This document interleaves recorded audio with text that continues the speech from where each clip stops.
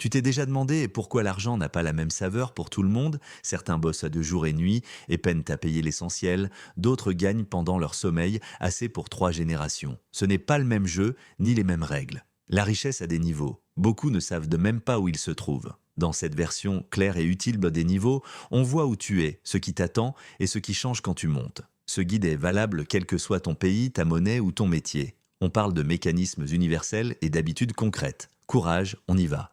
Niveau 1, survie. Chaque journée ressemble à un combat. Le loyer presse, les factures s'accumulent, le frigo est vide. Souvent, c'est la pauvreté systémique. Peu d'éducation de qualité, peu d'opportunités, emploi précaire et sous-payé. Même en vivant à l'os, les revenus ne suffisent pas. Alors on emprunte, famille, amis, microcrédit, parfois usurier. Sans marge, la dette explose. Les bases de finances perso existent, mais quand l'entrée d'argent est trop faible, l'arithmétique gagne toujours. Ce qui aide, petite victoire cumulée, un budget écrit, une enveloppe urgence, 50 € mis de côté par semaine, une compétence valorisable, cuisine, bricolage, numérique, demander de l'aide sociale, chercher l'emploi le plus prévisible plutôt que le mieux payé mais instable. C'est le niveau le plus dur à quitter. Il faut des choix nets. Exemple inspirant, un employé modeste, payé au salaire minimum, a vécu extrêmement frugal pendant des décennies et a acheté régulièrement des actions solides avec de toutes petites sommes. À sa mort, son portefeuille valait plusieurs millions. Morale, minuscule, plus régulier, plus longtemps,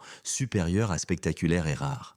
Niveau 2, lutte. Tu ne te noies plus, mais tu n'es pas à l'abri. Les dépenses de base passent la plupart du temps. Parfois, il reste un peu en fin de mois. Une paie manquée et tout vacille. Tu vises au bord, un crédit à la conso, une carte. Tu paies le minimum, mais tu redoutes la prochaine facture. Tu coupes dans le superflu, tu compares les prix, tu dis non au café à 5 euros. Tu as pensé à investir, mais la peur de perdre l'emporte sur l'envie de faire croître. Est-ce que je peux me le permettre? Te suis partout. Le passage clé ici, c'est la stabilité des revenus et la discipline des dépenses. Construire un mois d'avance, négocier son salaire, accepter des missions qui augmentent la valeur de ton CV, vendre ce qui dort chez toi, automatiser une micro-épargne.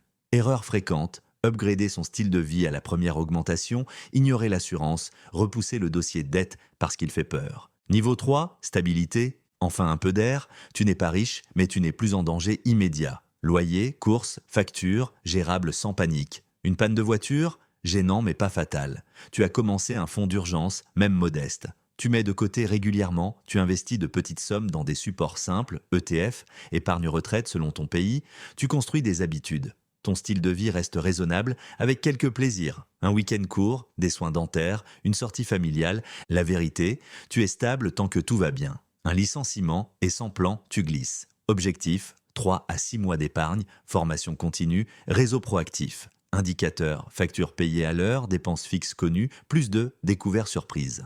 Niveau 4, sécurité. Là, la base est posée et protégée. Tu as plusieurs filets. Épargne conséquente, assurance, compétences vendables, réseau, tu loues ou possèdes, mais ta situation de logement est solide. Perdre ton emploi? Ennuyeux, pas catastrophique. Tes réserves couvrent 1 à 2 ans, tu investis de façon disciplinée, tu prévois la retraite, l'éducation des enfants, les gros achats à l'avance, tu remplaces le frigo avant la panne sans culpabilité. Tu n'es pas libre financièrement, mais tu n'es plus fragile. Tu penses risque, juridique, santé, dépendance d'une seule source. Tu développes un side project, tu apprends à dire non aux dépenses de statut.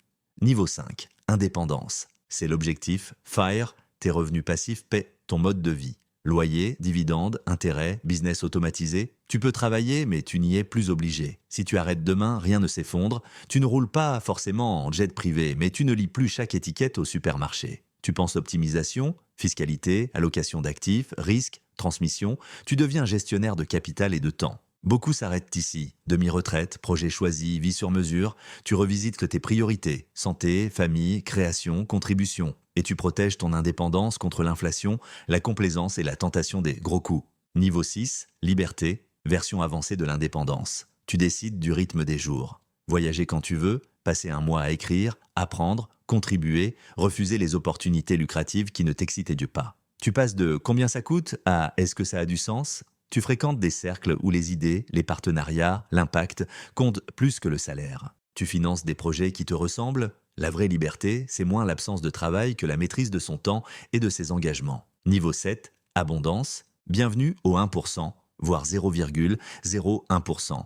L'argent devient levier. Tu ne suis plus seulement les tendances, tu les crées. Fonds d'investissement, participation, immobilier international. Tu influences les marchés, parfois les politiques publiques, villas, équipes, fondations, tout est possible. Deux trajectoires s'ouvrent souvent. Construire une œuvre publique, mécénat, recherche, éducation, ou œuvrer dans l'ombre pour orienter des systèmes. À ce stade, la question n'est plus combien je gagne, mais quel monde j'amplifie. Paradoxalement, certaines personnes simplifient. Moins d'objets, plus d'impact. D'autres se dispersent. L'abondance exige une gouvernance personnelle. Valeurs explicites, garde-fous, entourage qui ose dire la vérité. Ce qui te fait changer de niveau, revenus, augmenter la valeur de tes compétences, facturer mieux, multiplier les sources. Dépenses, style de vie sous contrôle, choix conscient, refuser l'upgrade automatique. Épargne.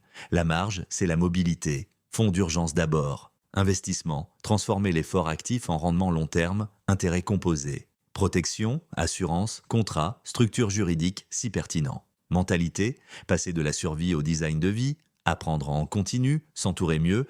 Conclusion, ta richesse n'est pas qu'un montant, c'est un niveau de liberté face aux aléas. On peut monter, redescendre, remonter encore. Ce qui compte, c'est la tendance. Sache où tu es. Choisis le prochain palier, avance d'un pas par jour. Quelqu'un te dit « Tu ne peux pas ?» Il expose ses limites, pas les tiennes. Abonne-toi si tu veux d'autres cartes pour grimper.